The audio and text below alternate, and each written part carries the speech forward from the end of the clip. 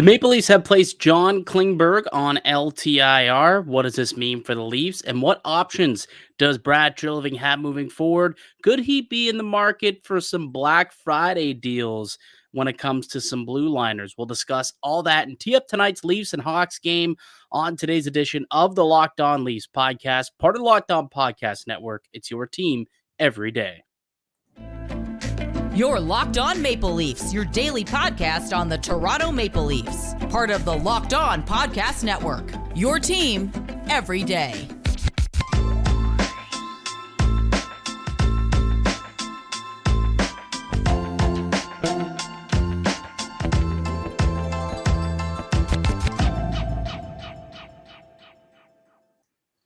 Hello and welcome into the Locked On Leafs podcast, a daily Maple Leaf-centric podcast hosted by myself, Mike DiStefano, and my co-host, Dave Morassutti. Today's episode is brought to you by Game Time. Download the Game Time app, create an account, and use the code LOCKEDONNHL for $20 off your first purchase. If y'all happen to be in the Chicago area tonight, perhaps use the Game Time app and get yourself a pair of tickets to tonight's Leafs-Hawks game. It's been a while since we've been able to watch a Maple Leafs hockey game, it feels, Dave. Yeah, it's like, oh, the Leafs played today. It's a miracle. We finally get to see this team play a hockey game. Yeah, 2 games in the last 12 days. It has not been fun, I'll say that. Especially when we cover the team for a living, there's only so much you could talk about when it comes to Willie's contract, or do they need, some blue line help? What's going on with John Klingberg? Well, we actually finally got some clarity on the John Klingberg situation. So we're going to dive into tonight's game in just a little bit, but why don't we start with the Klingberg stuff, since I think that's the most pertinent information of the day. So John Klingberg, who, has been out for a little bit here. He missed the whole Sweden trip. And today was officially placed on LTIR indefinitely. And it does, this does benefit Toronto a little bit. Let's be honest here.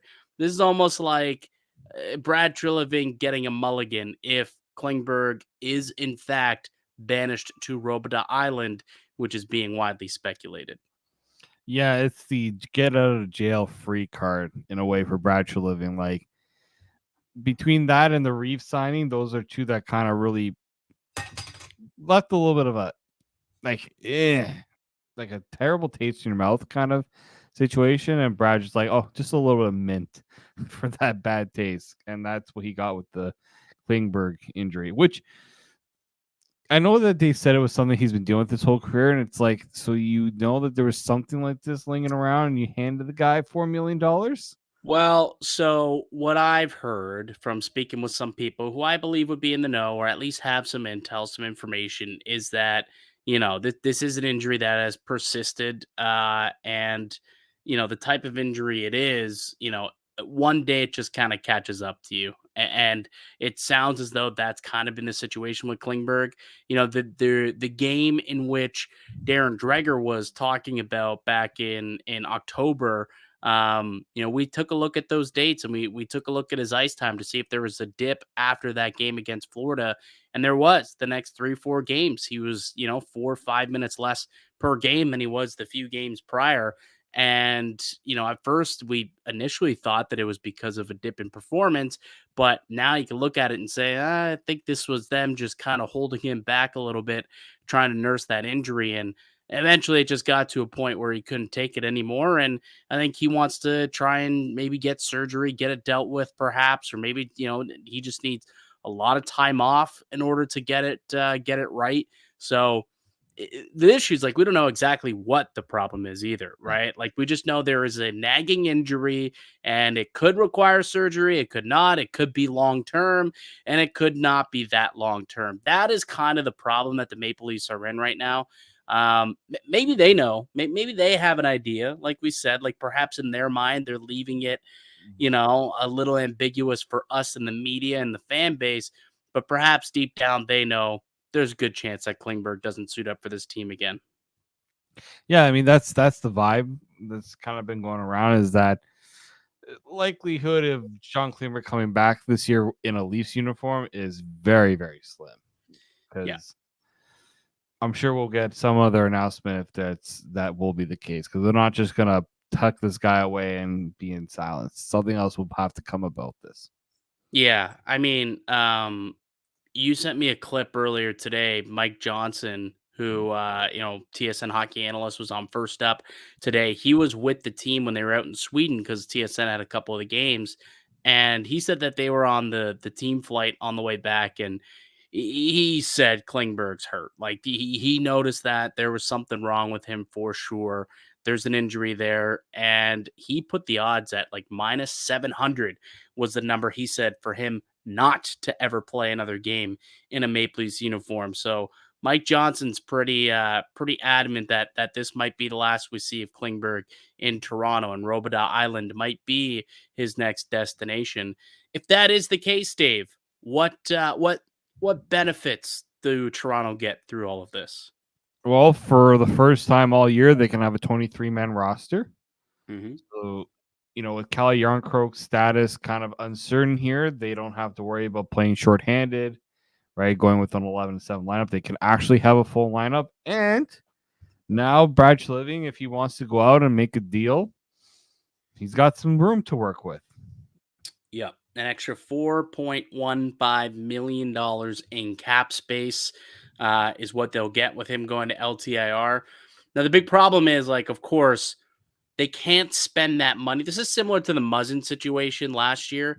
They can't spend that money until they know Klingberg is not coming back, right? Because once it's gone, once they spend it, I mean, now you got to go through all these hoops to try and get cap compliant. If for whatever reason, Klingberg tries to come back, or he goes through surgery, gets back, and it's like, oh, actually, I want to play, and then it becomes an NHLPA thing. And remember when it happened with Joffrey Lupul, and Lupul's like, no, I'm good. Like, I want to play. Hopefully it doesn't get to that point, obviously, but when it comes to the cap space, they do need to know whether or not this is it for Klingberg this year, or if he plans on returning. Because if it's not, then they can't spend that money. If it is, I mean, now's a good time to start calling around, right? It's Black Friday. Maybe get some good Black Friday shopping deals potentially for some blue liners. Do you anticipate a move coming anytime soon? I think, they're going to have to figure out the Klingberg situation if it is as long-term as we believe it is. And you know what? There's teams right now, we're getting to that American Thanksgiving mark. Teams are starting to figure out where they are. And, if you try to get ahead of things, it's the time to do it, right? Teams that are kind of flailing right now and have a little bit of panic, maybe some panic moves also come and set in right now. Yeah, potentially could be the case. Why don't we take a break? Let's come back and let's both of us have come up with a couple of players that is kind of on our Black Friday shopping list of guys that maybe Brad Treliving could go shopping for. So we'll come back with the list of names there as potential replacements for John Klingberg, and then we'll get into tonight's Leafs Hawks game. A reminder, 2 p.m. puck drop. So another weird afternoon game. Seems like the Leafs, it's been forever since they've played at a primetime hockey game. Actually been like 3 weeks. Another 2 p.m. game for Black Friday today. So just a reminder of that. We'll tee that one up in just a moment. But before we continue, Dave, tell the good friends listening about our show sponsor, BetterHelp. Yep, this show is sponsored by BetterHelp. This time of year can be a lot, and it's natural to feel some sadness or anxiety about it, but adding something new and positive to your life can counteract some of those feelings. Therapy can be a bright spot amid all the stress and change, something to look forward to make you feel grounded and give you the tools to manage everything going on. It empowers you. It can help you get the best version of yourself, and it isn't just for those who experience trauma. If you're thinking of starting therapy, give BetterHelp a try. It's entirely online, designed to be convenient, flexible, and suited to your schedule. Just fill out the brief questionnaire to get matched with a licensed therapist and switch therapists anytime for no additional charge. Find your bright spot this season with BetterHelp. Visit BetterHelp.com/LockedOnNHL to get 10% off your first month. That's BetterHelp, HELP.com/LockedOnNHL. Welcome back into the Locked On Leafs podcast. I'm Mike DiStefano with Dave Morassutti. We are hosts here at Locked On Leafs, a daily Maple Leaf centric podcast. If you are new to the show, thank you so much for giving us a shot. We do have new episodes coming out each and every weekday, Monday through Friday, wherever you find your podcast at, whether it's on the go, whichever app you use, or you can watch us on YouTube as well. Just search up Locked On Leafs, hit subscribe, and hit the notification bell as well, so you know exactly when new content drops. And hey, if you're an everydayer, you already know, you're already subscribed. And thank you so much for being an everyday listener here on the Locked On Leafs podcast. Well, happy Black Friday to everyone out there. Hopefully, people have been able to score themselves some deals. I know I personally am in the market for a couple of things. Are you in the market for anything, Black Friday related? I was taking a peek at some GoPro gear. What about you? Anything? Ooh, GoPro. Mm, I have. The thing is, I always buy things for myself, but I am looking for some music equipment, some things I want to upgrade, add to the list, because this is the time where not just new things go on sale, but used things go on sale as true. well. Very, very true. I would imagine that old Brad Treliving is at least perusing the sales when it comes to blue liners within the NHL after the news of John Klingberg. Wouldn't you think? I would hope so. Not just think, I would hope so. Yeah, I would hope so too. I mean, we've been talking about how this team, the defense isn't good enough. There's going to be change. There has to be change. And, what better time than around Black Friday to try and make a move and make a deal to improve it, especially now that you've got a little bit more money to spend, I guess, if you're Brad Treliving. So this fun little exercise that we've done here, Dave, we've both come up with two players that we would like the Maple Leafs to go out and trade for or inquire. But two guys who we think would be good buys for the Toronto Maple Leafs on the trade market. So why don't you start us off with the first guy who you would like to see Toronto make a move for? Yeah, if the Leafs are really looking for that defensive upgrade, I think Brett Pesce is one of those guys that has always been linked to the Leafs. Well, back to the days where I think it was like when Willie was first dealing with that first contract negotiation. Yeah. Everyone was trying to trade William Nylander for Brett Pesce. Right now, I think the Leafs made the good choice in not listening to that advice and sticking clear of a deal like that. But Yeah. goes without saying, I think Brett Pesce is a guy that the Leafs could really use, especially to help the blue line defensively and on the penalty kill. He's a defensive. That's his specialty, right? That's what he brings to Carolina. I think he sometimes gets a little overshadowed by Jacob Slavin there because he is really good defensively. And Carolina has an abundance of defensemen, and they also need to sign this guy to a new contract and might not even be able to get a deal done with him. That to me is probably the biggest thing, is that he's due for a new deal, right? And I'm not sure if Carolina's going to want to pay him. I'm not sure if Toronto's going to be able to pay him either, to be honest with you.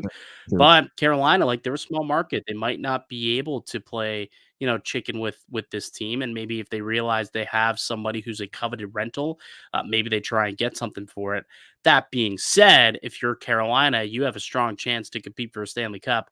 Perhaps you want to keep Brett Pesce around, as, again, he is a very good defensive defenseman, plays significant top 4 minutes, can kill penalties, all the good stuff that you need. That being said, I'm with you. I think that is a name that for sure landed on my list as well. I'll consider that an honorable mention. But he certainly is somebody who I have high on my want list for the Maple Leafs. I think that he would be a perfect guy to bring into this team. You can fit him along with Morgan Riley, or you can play him next to maybe Jake McCabe and have those two be a decent shutdown pairing. But I think Brett Pesce would be a terrific pickup as well for the Maple Leafs. Yeah. So who's number one for you? So number one for me, I mean, truth be told, Brett Pesce is the number one guy. Like, let me just state that out there. But you got to say Pesce first, so I got to move on down my list a little bit further. But a guy who I think Toronto should really take a peek at, and I'm not just saying this because his name has been in the in the rumor mill lately, but I'm thinking that they should probably make Brad Treliving should make a call to his former squad and bring in a defenseman. I'm not talking about Nikita Zadorov though, but I am talking about Toronto native Chris Tanev. I think Tanev would be a perfect addition to this team's top four. A little bit of health concerns, obviously, with Tanev. You know, he hasn't been able to stay healthy his entire career. But when he is playing, like he is a steady Eddie defensive defenseman. He's top 50 in the league in expected goals against, and he's consistently playing in his own end. He's very reliable. He has been for a decade. And the Toronto boy, bring him home. Let him play with Morgan Riley. I think that'd be a terrific pairing with those two. And then you can allow, Jake McCabe to get a guy like TJ Brody with him to try and settle his game maybe a little bit.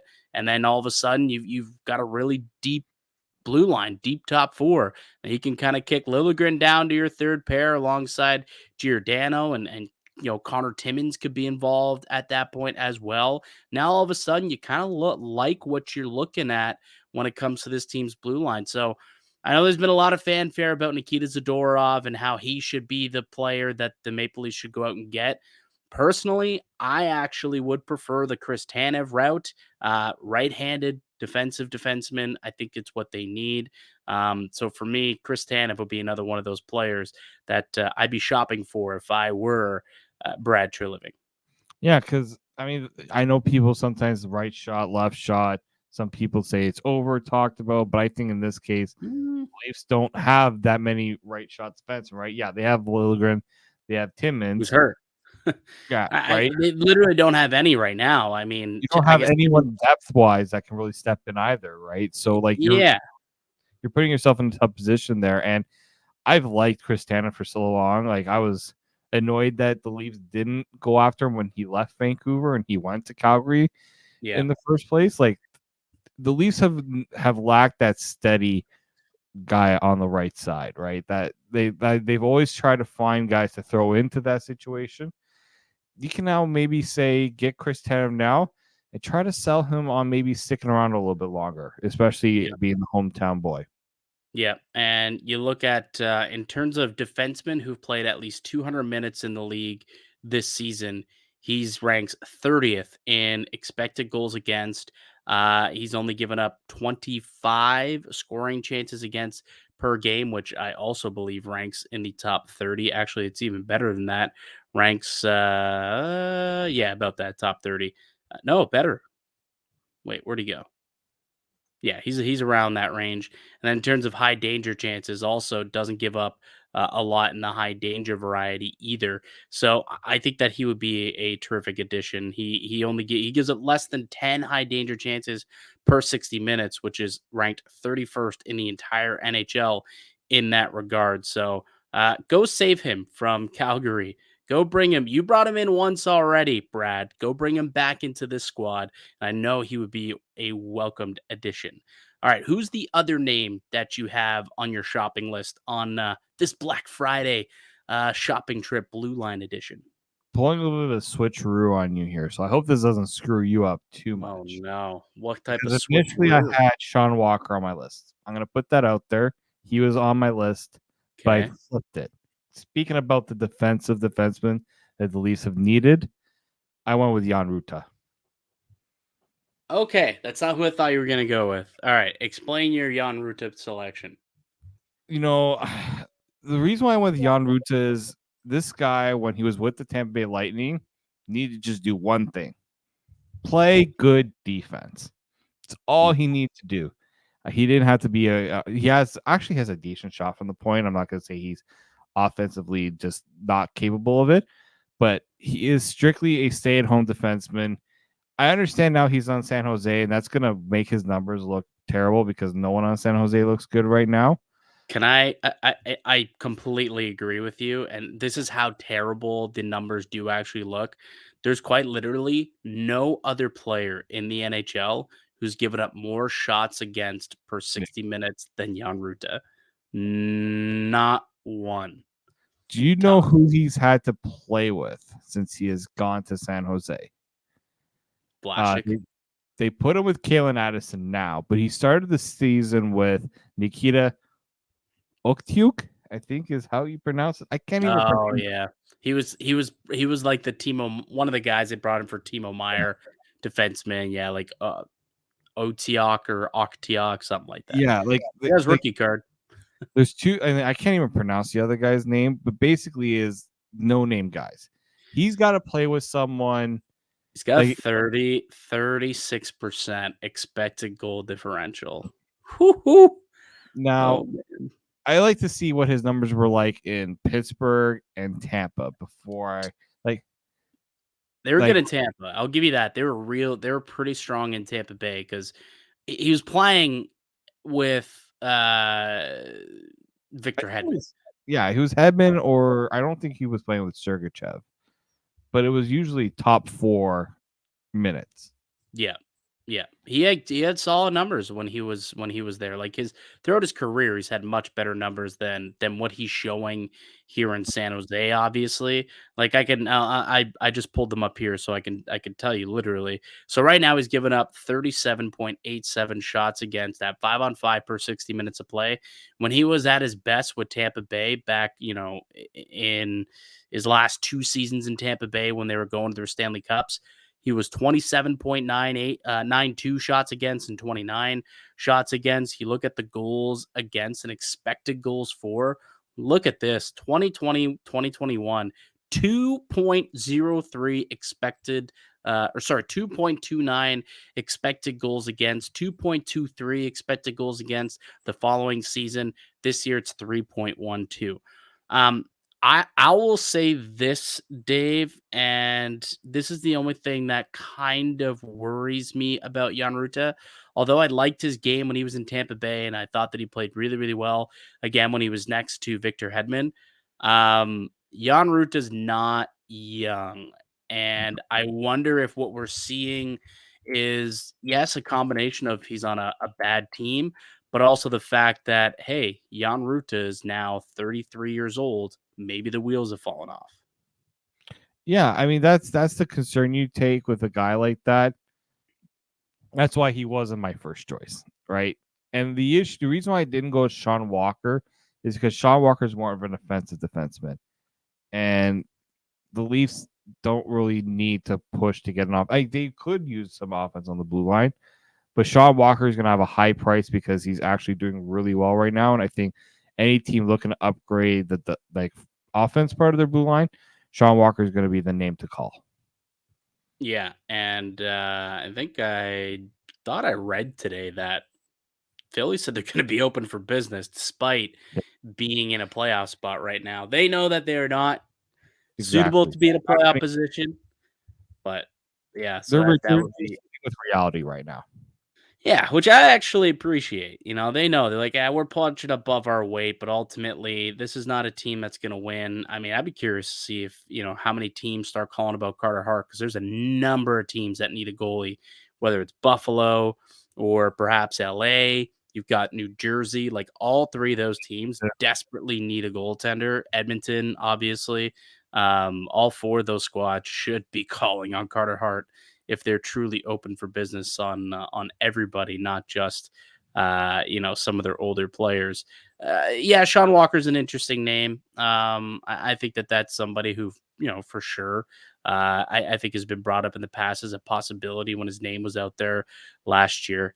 Another guy who I am kind of taking a peek at these days, who I think would be an interesting pickup too. I'll give you 2 names. I'll keep it short, but one that I've always been a big fan of, dating back to like 2 years ago, certainly last year, is Connor Murphy in Chicago. We'll get a chance to watch him play tonight, but he's a pretty big dude, 6'4", 200 pounds. He's 30. He's cost controlled with 3 years at $4.4 million on that deal. He can play top 4 minutes.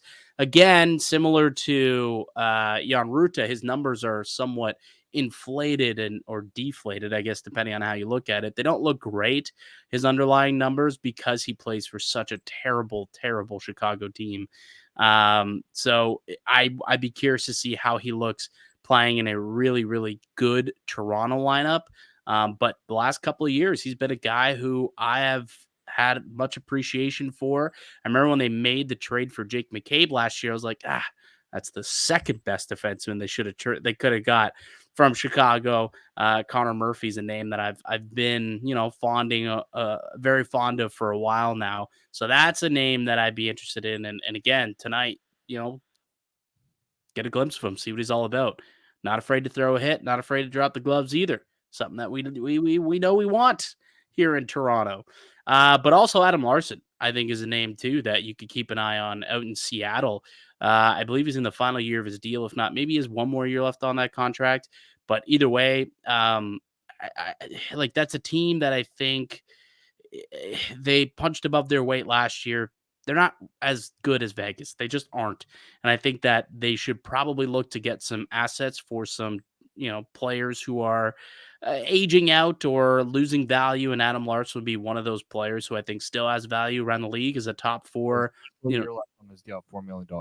So you'll have one more year left. So, if you're Toronto, that's great because now you have someone who's cost controlled. You know what the situation looks like next season, unlike a Pesci where you'd have to give him a contract. You're not sure. You got Willie you got to sign. You've got a couple other extensions. At least Larson will be cost controlled. You can kind of start to forecast what you do with next year's cap. That would be another name that I think I'd be inquiring on and potentially perusing if I'm out doing some Black Friday shopping, if I'm the general manager of the Toronto Maple Leafs. I've always liked Larson just because he does one thing really well, and he just takes away chances on net, right? Mm-hmm.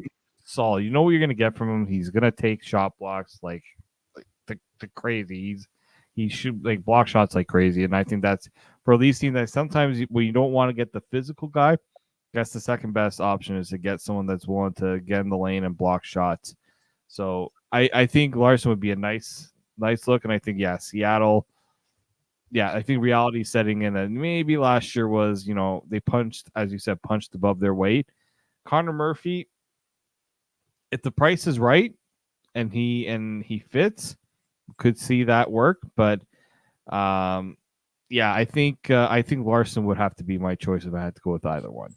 Yeah, Larson, you look at scoring chances against per 60 minutes of play, and this is a guy who plays a lot in his own end for a not great team in Seattle, giving up just 23 scoring chances per 60, and that is 16th in the NHL, ranked 16th, right ahead of Devon Tays. So he's like in that type of realm at this point when it comes to limiting scoring chances. So you like to see that out of a player like Adam Larson. So those are a couple of names that we have kind of went and took a peek at.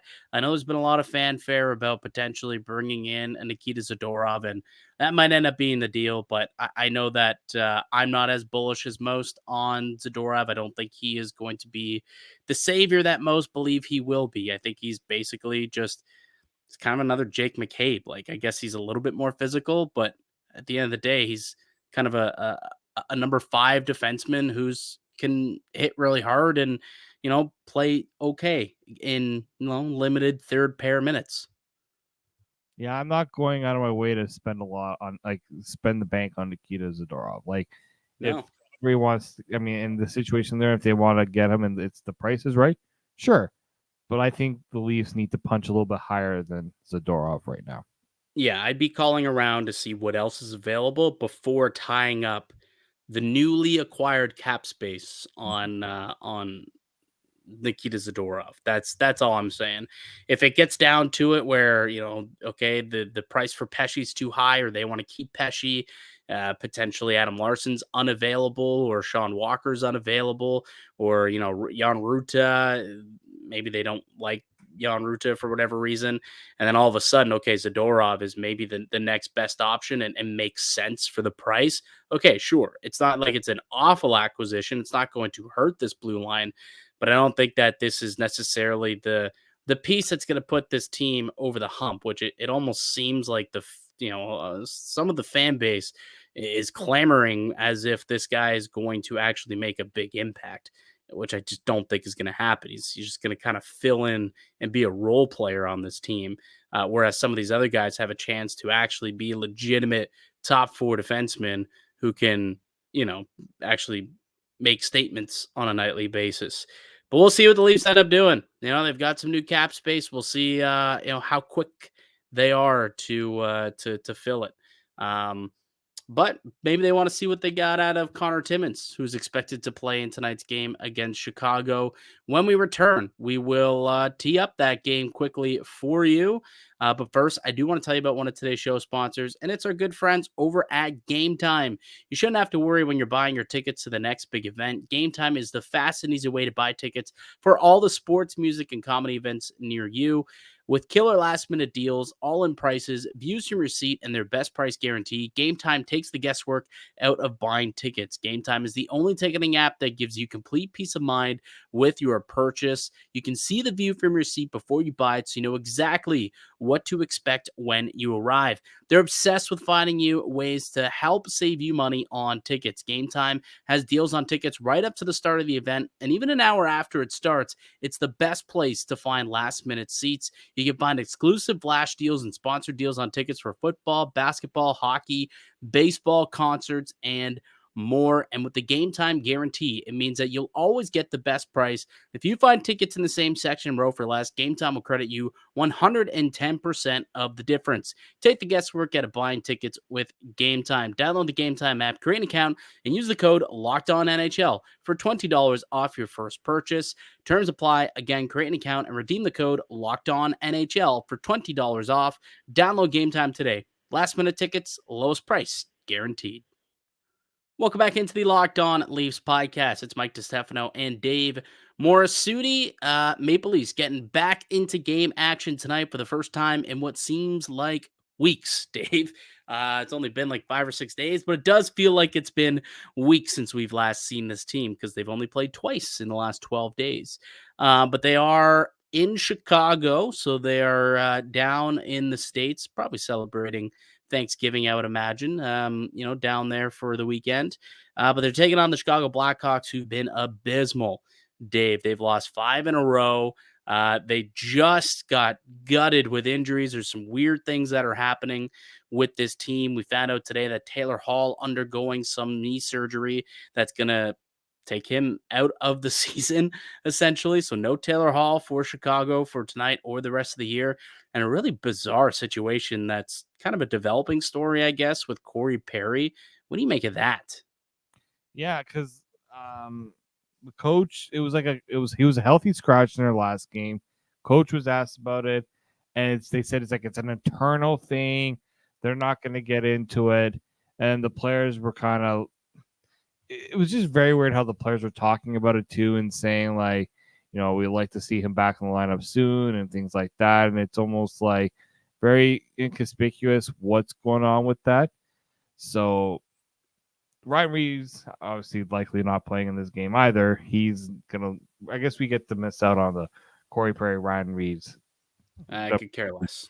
I could care less about that little talking match that they're going to have. It's not like they were going to fight anyways. But yeah, really weird situation. I mean, this is a guy who's done nothing but win and like go deep into the playoffs for the last 5 years. I'm sure he's absolutely hating life in Chicago. Sure, he got paid $4 million, which is insane at that age and for what he is at this point in his career. He got paid $4 million to go there and just be an upstanding citizen in the locker room, a good guy for Bedard to lean on. Doesn't sound like that's really working out for either side. As he wasn't even at practice today, and where he is, we don't know, and probably not going to play tonight either. So that's a weird situation that's going on there. But keep in mind, it's a 2 p.m. start today, another afternoon game, all staggered starts today for Black Friday down in the States. So lots of hockey to be watched. I believe it kicks off at like 1 o'clock, I want to say, and just kind of keeps it rolling all throughout the night. Between the pipes tonight, Leafs going with Ilya Samsonov over Joe Wall. Sammy's allowed 2 goals or 2 goals allowed in 3 of his last 4 starts. Kind of starting to look more like the Sammy of last year, I would say. I think this is the right call in net. I think so. You go back with them. It says continue somewhat of like a rotation there with Wool because Wool did play the last game. So It's just weird with all the time off. I think that's why. But I feel, and again, there's a back to back tomorrow, which means Joe Wall's going to play, Saturday against Pittsburgh. But ultimately, I think it's about time that Sammy gets a little bit of a run here. Like after this back to back, I think he gets a few games in a row. If he plays well and if he Yeah. does what he did against Detroit, yeah, give him a few more starts, right? You need both goaltenders here. Like the idea that you can run with one guy, I'm not totally convinced. You do need to run both guys, but yes, Samsonov needs to get a rhythm going as well, right? You can't just have this whole you're gonna play and then sit for like 5 days. You have to keep him going a little bit here too. Yeah, Arvid Soderblom is going to start for Chicago. If you recall, he got the win the last time these two teams played back in October. That game. What's that? Oh, I remember that game. I was sitting at a restaurant watching that with a friend, being disgusted watching that game, and the Leafs could not solve this goaltender who had the terrible stats. And Mike and I look at each other like he's gonna be like Dominic Hasek tomorrow, isn't he? Yeah, and we're like, yeah. Oh yeah, that's the only win he has on the season was that game. Now that's the only win that he's had on the season. Since that game, Dave, he's 0-5 with a 485 goals against and an 865 save percentage. Since that game, like it's comical how he made his career in that one game and just like, you know what? I don't care about anything else. I just beat the Leafs. Honestly, now he's just kicking back and he's like, "Yeah, it's all good. I beat the Leafs that one time." Go back to doing what we're supposed to be doing, and that's tanking. Yeah, and look, hey, blind squirrel finds a nut every now and then. You know what I mean? I think that was the last game that these two teams played. Soderblom stood on his head. I remember thinking Toronto was the better team in that game. They just ended up taking the L. But I think that won't be the case this time around. I think Toronto's playing better. Their goaltending's starting to come into form. They've played way better on the road than they have on home ice, which this game was last time. And overall, like you look at the Hawks, I'm not kidding you. They're basically, I mean, they're one of the worst teams in the league. That's no surprise. Like, I mean, pull up their lineup and you look at it and you're like, who's that guy? Who's this player? I have no idea that this guy was even in the NHL. But you look at their defensive numbers, they're giving up an average of 33.1 shots per game, just 29th. They give up the second most scoring chances per game, the second most high danger chances per game. And it goes hand in hand with their second worst expected goal differential this season, allowing nearly 4 goals against per game. So, look, Toronto should be licking their chops. If you are looking to place some wagers today on FanDuel, I would probably look at some Toronto props, some Toronto overs. That would be, my plays, like over 3.5 goals. I like Willie to score a goal. He's got 9 goals in 12 games against Chicago. I like for him to score. You could see Matthews getting a goal as well. I think that Toronto is going to absolutely beat the piss out of the Chicago Blackhawks tonight. I really, really do. They should, and if they don't, would we be surprised? Dude, pull up the Chicago lineup because I know you have it. You have it there on Daily Faceoff. Ready to go. Like, look at this lineup, dude. You got Lucas Reichel, Bedard, and Philip Kurashev as your top line. Okay, Bedard, sure.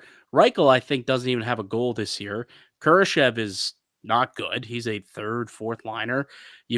I've never even heard of Cole Gutman. Never even heard of him. Like Taylor Radish, you got Nick Foligno. Joey Anderson couldn't make this team. He was chilling in the AHL for years with this club, and now all of a sudden he's a top 9 player for this team. I mean, now that you said that. Probably. I mean, probably going to happen. But like when you look at this lineup, this would be an embarrassing loss. Like Yeah. Alex Vlasic, Isaac Phillips, Wyatt Kaiser. Who are these guys? Like literally, who are these players? If Toronto does not, dump the puck into Isaac Phillips or whatever the heck his name was, dump the puck into his corner, sandwich him against the boards, and then just take it hard to the net and score on Arvid Soderblom, who's got a 485 goals against average in his last 5 games, they should be embarrassed. This should legitimately be a blowout tonight for Toronto. Was Soderblom actually like that's who's going to start against Leafs, or did they? I think I saw Ben Pope, who's a Chicago beat writer who I believe I saw on Twitter did say that that's the projected starter. Yeah, no, you're right. He is confirmed. So yeah, we face off. Really good tool if you're ever looking for who's starting in net. Good for fantasy. Go to face off all that. They always get like the confirmed reports. Absolutely. Anything else you want to talk about? Oh, well, Timmins expected to play in tonight's game from a Toronto perspective, so it should be the first time we get to see Connor Timmins in the lineup, which, no better time to play against one of the team's worst. It's basically a preseason lineup that they're boasting. Yeah.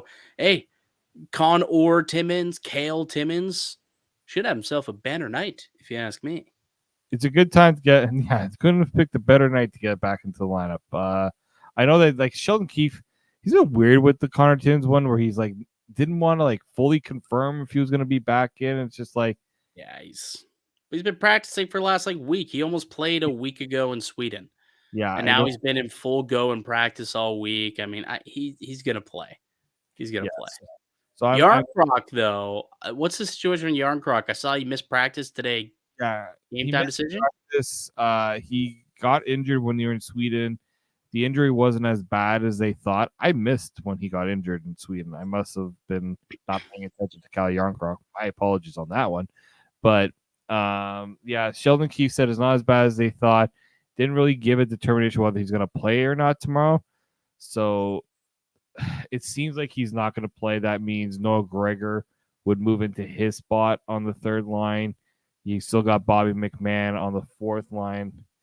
And they called up, who did they call up today, actually? I think Alex Steeves, which they called up Alex Steeves to play over Ryan Reeves, you think?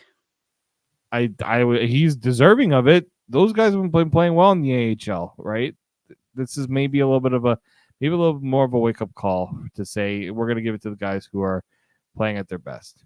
Well, I mean, sure. I guess you could look at it from a positive perspective, but I'm more so looking at it as they really, really don't trust Ryan Reeves. But yeah, holy smokes. Just looking at his numbers in the American League, Alex Steeves, 11 goals in 14 games. Yeah, he's been killing it. Yeah, he deserved a call up. I like those numbers a lot. So yeah, he does deserve to play over Ryan Reeves, obviously. And the team is 4-0 with him out of the lineup, I believe. 4 straight games, 4 straight wins, 4-0. I mean, I don't want to say that we said that the team was better off without him in the lineup, but it may have been mentioned 100 or 200 times on this podcast. But we don't need to bring that up. Mike is dancing every time he sees a line rush without Ryan Reeves present there. Not at all. No. All right, buddy. You with me? Leafs roll tonight? They better. I say yes, and if they don't, I'm not gonna be a very happy camper this weekend. Yeah, because they had a much tougher matchup, against Pittsburgh, and that's, I mean, hey, that's a rivalry game now with Doobie Doobster. So that'll be a good game. How many times Hockey Night in Canada goes to Kyle Dubas? Oh, didn't he? So I thought it's in Pittsburgh, right? I should know this. It is in Pittsburgh. Yeah. I thought I heard that he did some renovations to the GM suite where he's not as accessible on video I don't know if it's on video or if that was just also not as visible to the crowd after what happened in Tampa.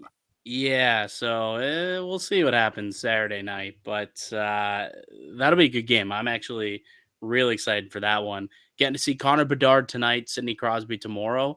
I guess after not being able to watch much hockey over the last 2 weeks, we get to see a couple of absolute studs play Toronto over the next couple of days. So excited for that. All right, buddy. That'll do it for us today on the podcast. I'd like to thank you all for listening and supporting the show.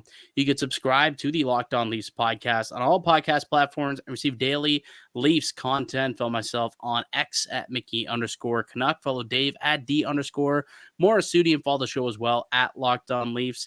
If you enjoyed today's content, we would ask that you please leave a like on this video. If you're watching on YouTube, hit subscribe as well and leave a comment down below. Let us know who's on your Black Friday shopping list for some blue liners. We'd love to hear it. And also leaving comments helps the algorithm, helps us grow. So that would be greatly appreciated as well. And share us with your friends. We'll be back with another episode for y'all on Monday. Enjoy the games this weekend. We'll talk to you again then. Until then, keep it locked right here on Locked On Leafs.